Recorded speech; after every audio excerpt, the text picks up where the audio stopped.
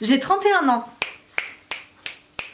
Et du coup j'ai fêté mon anniversaire il y a quelques temps et j'ai choisi pour thème de mon anniversaire, parce que j'adore les thèmes, moi j'adore les thèmes, je suis ce genre de personne, j'adore les thèmes en fait. J'ai choisi le thème des années 2000, du début des années 2000, voire même le pire du début des années 2000, sachant que vraiment les années 2000 c'est le pire déjà. Donc l'idée c'était de demander à chacun de venir dans un style du début des années 2000, sachant qu'il y avait quand même différents styles, attention, tout le monde n'était pas habillé pareil. Il y avait le camp des Paris Hilton, Nicole Richie, peau de pêche, you know. Il y avait le camp des skaters, genre Avril Lavigne, cravate sur t-shirt. Il y a la team un peu hip-hop avec baggy, chaîne autour du cou, casquette. Je pourrais faire une vidéo uniquement consacrée aux tendances des années 2000 parce qu'il y a tant à dire. Mais aujourd'hui je vais plutôt me focaliser sur le maquillage et la coiffure et vous recréer donc le look que j'ai créé pour ma fête d'anniversaire qui est inspiré de la team princesse Paris Hilton, Nicole Richie.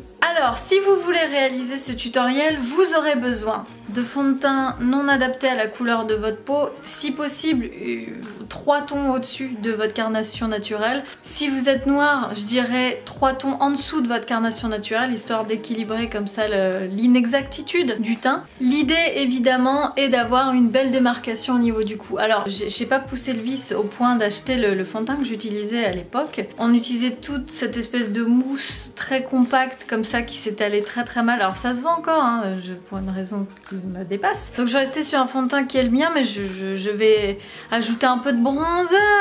Allez, c'est parti. Et bah Marjorie, t'étais où? Bah j'étais à Miami.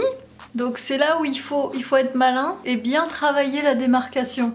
Voilà, faut surtout pas que votre cou ait la même couleur que votre visage. Je me souviens, pour moi au collège, les filles hyper populaires, c'est celles qui arrivaient à blender leur fond de teint. Je me disais, ah putain, qu'est-ce qu'elles sont cool. Alors moi, dans les années 2000, j'étais donc au collège puis lycée. Puis ensuite j'ai eu mon bac et je suis partie aux États-Unis comme fille au pair en Californie.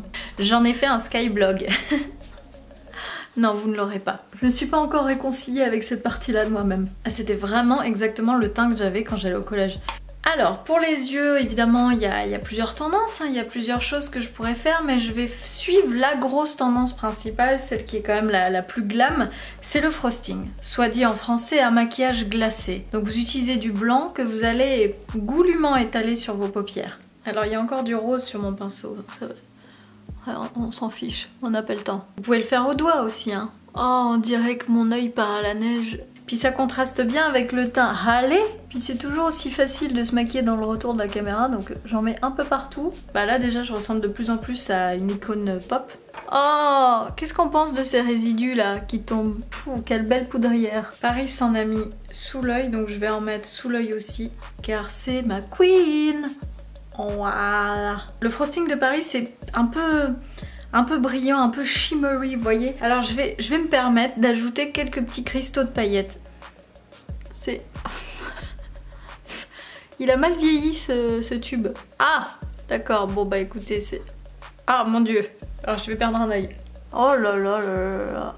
Attention, il y a une avalanche. Oh mon dieu, j'y vois plus. Oh non, mon pot de pêche. Pour les lèvres, je vais y aller franchement avec mon rouge à lèvres le plus pinky. Voilà. Waouh.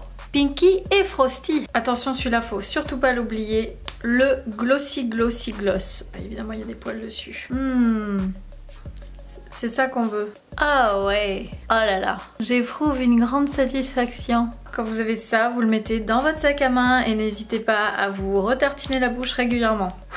Waouh, c'est hyper bien. Les sourcils. Alors, les sourcils, dans les années 2000, on se les épile. Hein. Tout doit disparaître. Je veux pas revivre ce que j'ai vécu sur le tutoriel année 20. Et je vais quand même faire un petit effort pour vous faire plaisir. En fait, ce qu'on faisait à l'époque, enfin ce qu'on faisait, moi je l'ai jamais fait. J'ai jamais épilé mes sourcils à cette époque. Mais ce que beaucoup de filles faisaient, c'est qu'elles s'épilaient quasi intégralement. Et ensuite, elles traçaient un trait comme ça, en fait, tout simplement, voilà.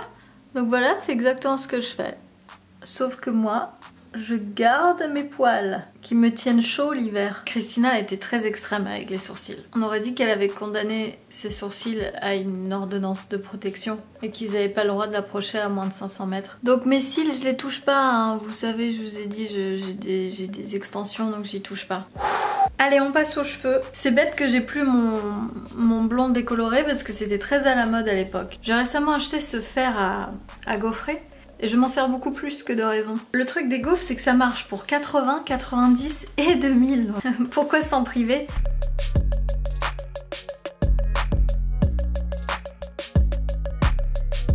Oh, je ressemble à une gaufre au sucre. J'adorerais vous faire une raie en zigzag, mais à 31 ans, je ne sais toujours pas le faire. La seule fois où j'ai eu une raie en zigzag, ça a été réalisé par une professionnelle. J'étais allée chez la coiffeuse pour le mariage de mon cousin. Je devais avoir 10-11 ans. Clac, clac, clac, clac, clac. Oh, je me sentais trop fraîche. De toute façon, la raie en zigzag, ça va pas du tout avec le hairstyle que j'ai choisi. Les petits papillons à strass.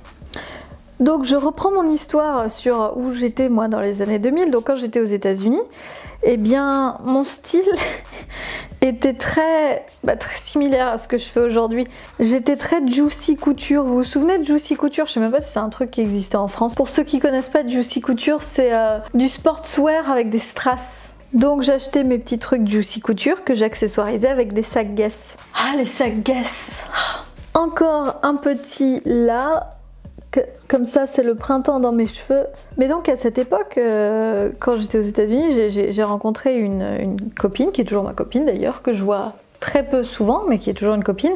Et avec elle, elle est française, on était fan de hip-hop américain. Et du coup, oh là là, c'est extrêmement mal fait, du coup je vais le laisser comme ça. Et du coup on allait voir pas mal de concerts, on allait voir Snoop Dogg, on allait voir R. Kelly, oui. D'ailleurs un jour il faudrait que je vous raconte cette époque et que je vous raconte comment on arrivait tout le temps à rentrer backstage. De bien belles aventures. C'est l'heure de remettre du gloss. Pour mon anniversaire, j'avais trouvé chez Claire's des créoles qui disaient baby comme ça. Alors j'avais mis ça, je trouvais que c'était très approprié, mais je ne les trouve plus. Donc à la place, je vais mettre des pom-poms. Oh, moi j'adore les pom-poms. Surtout que sur les pom-poms déjà, il y a des strass. Il n'y a pas assez d'accessoires, il me faut plus de strass. Strass. J'adore parce que c'est doré et ça va pas du tout avec le reste. Ce qui est exactement le principe des années 2000. Porter un maximum de choses qui ne s'accordent pas ensemble. Oh, je suis mignonne. Peut-être un peu trop mignonne. J'ai quand même envie d'être un peu aussi hip-hop. Elles sont si sales. Voilà, ça c'est super. Je vais les porter comme ça fait encore plus cool. Ouais. Non, attends, je peux pas te parler là, je suis cool. Ouais, je t'ai bipé parce que j'ai plus de crédit. Pourquoi nos téléphones ils clapent plus? C'était vraiment le meilleur truc du monde, surtout quand tu terminais une dispute. Strass. Voilà les jeunes, bah écoutez, j'ai pas envie d'en rajouter davantage, j'ai peur que ça fasse trop. Laissez-moi un commentaire pour me dire où vous étiez vous dans la décennie 2000. Et est-ce qu'il y a des trends de cette époque que vous aimeriez voir revenir? Oh non, je crois pas, non. Enfin, je dis ça, mais il y a pas si longtemps on se moquait des années 90 alors que c'est carrément revenu. 80 ça a mis encore plus de temps à revenir, c'est dire à quel point les gens étaient réfractaires. Toujours est-il que tout est un cycle, tout finit toujours par revenir. Je vais les garder du coup.